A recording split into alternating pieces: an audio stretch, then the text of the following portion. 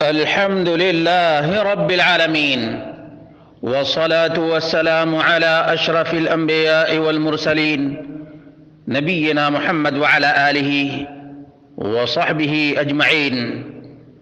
برادران اسلام، اللہ رب العالمین کی اطاعت اور فرما برداری کریں، اللہ رب العالمین کی نافرمانی سے بچیں۔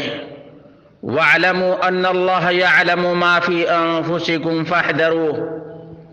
اللہ کے بندو، کفر سے دوری اور شرک سے بیزاری ایک صورت میں اللہ رب العالمین نے واضح کر دیا ہے، جس کے بارے میں رسول مکرم صلی اللہ علیہ وسلم نے فرمایا تعدل ربع القرآن، قرآن کا چوتھائی حصہ ہے۔ صحیح ترمذی۔ علماء نے کہا ہے کہ قرآن کریم میں 4 چیزیں بیان کی گئی ہیں: شہادتین کے احکام اور دنیا اور آخرت کے احوال کو۔ اسی لیے چوتھائی حصہ توحید کی اقامت اور شرک سے براءت سورۃ الکافرون کے اندر موجود ہے۔ اللہ کے رسول صلی اللہ علیہ وسلم سے کفار مکہ نے کہا کہ 1 سال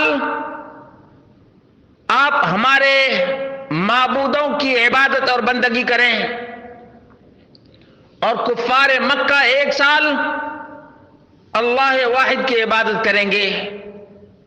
تو اللہ رب العالمین نے سورۃ الکافرون کو نازل فرمایا۔ آغاز قل سے ہوا تاکہ لوگ توجہ سے سنیں اور بات جو کی جا رہی ہے اس کی اہمیت کو جانیں۔ خاص توجہ کے ساتھ اللہ رب العالمین نے قل کا لفظ استعمال کیا، قل یا ایھا الکافرون۔ اے نبی اکرم صلی اللہ علیہ وسلم، اعلان کر دیں، صراحت کر دیں، دین باطل سے برات اور بیزاری کا اعلان کر دیں۔ علامہ ابن عثیمین رحمہ اللہ نے کہا وَهَذَا يَشْمَلُ كُلَّ کافر، یہ تمام کافروں کو شامل ہے، چاہے مشرک ہو، یہودی ہو، کرسچن ہو یا ملحد، کمیونسٹ ہو یا کوئی بھی ہو۔ ایک مومن تمام تر ادیان باطلہ سے بیزاری اور نفرت کا اظہار کرتا ہے، اور کافروں کی عبادت سے بھی بیزاری کا اعلان کرتا ہے۔ اللہ رب العالمین نے کفر اور اسلام کے درمیان حد فاصل کو بیان کر دیا، پریزنٹ میں اور فیوچر میں بھی۔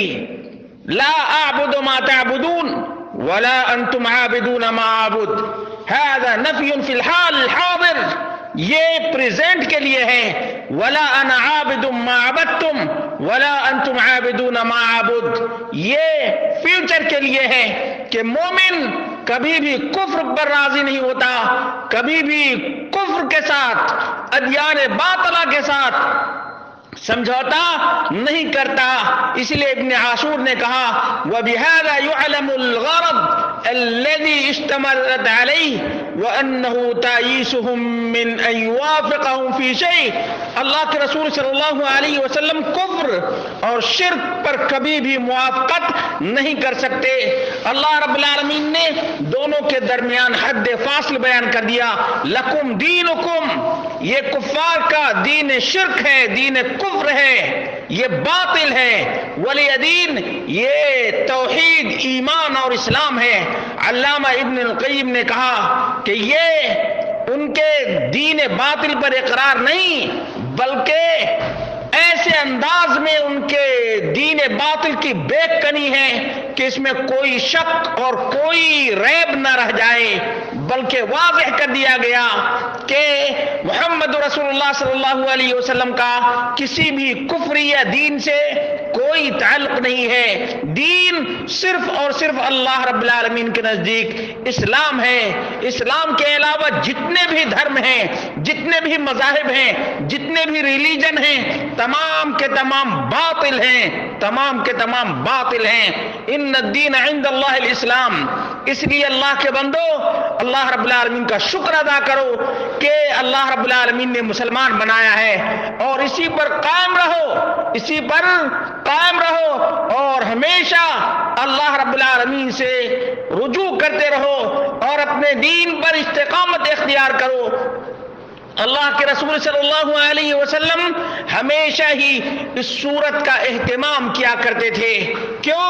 اس لیے کہ اس میں وضاحت ہے، صراحت ہے اور اعلان ہے کہ دین اسلام اور ادیان باطلہ کبھی بھی ایک نہیں ہو سکتے.